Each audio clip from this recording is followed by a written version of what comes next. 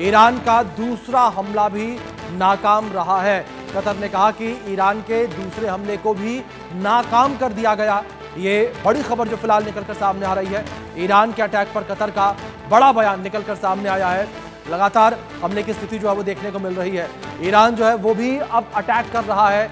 Iran के द्वारा बड़े अटैक उन मिडिल ईस्ट के देशों पर किए जा रहे हैं जिन देशों के अंदर अमेरिकी मिलिट्री बेस मौजूद है और अमेरिकी बेस को निशाना बनाया जा रहा है।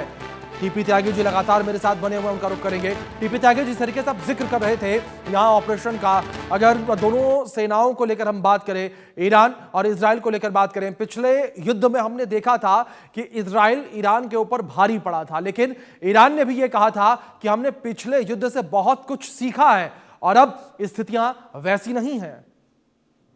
बिल्कुल सही कहा ईरान ने, क्योंकि ईरान ने इस दौरान चाइना से प्लेनेटरी मिक्सर्स मंगाए हैं, सेंट्रीफ्यूज मंगाए हैं। सेंट्रीफ्यूज तो यूरेनियम के एनरिचमेंट के लिए, यानी कि यूरेनियम 238 को यूरेनियम 235 में बदलने के लिए, और जो प्लेनेटरी मिक्सर है वो सॉलिड फ्यूल के लिए, और सॉलिड फ्यूल बैलिस्टिक मिसाइल के लिए, और बैलिस्टिक मिसाइल न्यूक्लियर वॉरहेड को कैरी करने के लिए, यानी कि उसने पूरा सर्कल अपना कंप्लीट कर लिया है।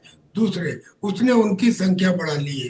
तीसरे, उसने एक ऐसा ईगल 44, एक ऐसा अंडरग्राउंड बेस तैयार किया है जो न केवल उसकी एक मिसाइल सिटी के रूप में है, बल्कि वहां पे रनवे बनाए हैं, वहां पे एयरक्राफ्ट है, और ये है कहाँ पे? ये स्ट्रेट ऑफ हॉर्मुज के पास है।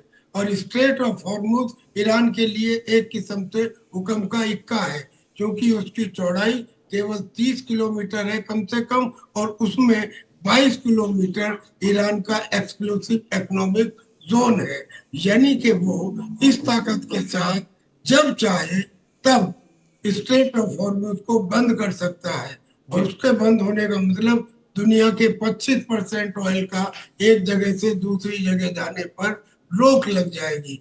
तो सारी दुनिया उनके सामने आ जाएगी, भाई से बोलो, भाई से बोलो।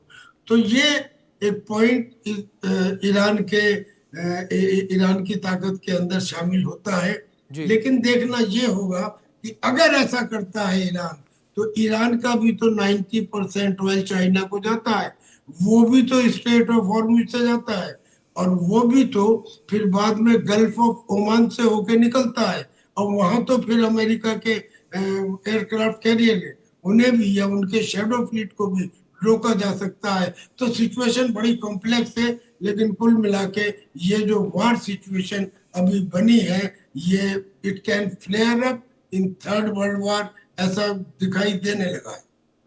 जी बिल्कुल, त्यागी जी आप बने रहे मेरे साथ। इस बीच एक और बड़ी खबर निकलकर सामने आ रही है, उसका रुख कर लेते हैं, जहां अमेरिकी सैन्य बेसों पर ईरान की भीषण बमबारी देखने को मिल रही है। बहरीन में अमेरिकी सैन्य बेसों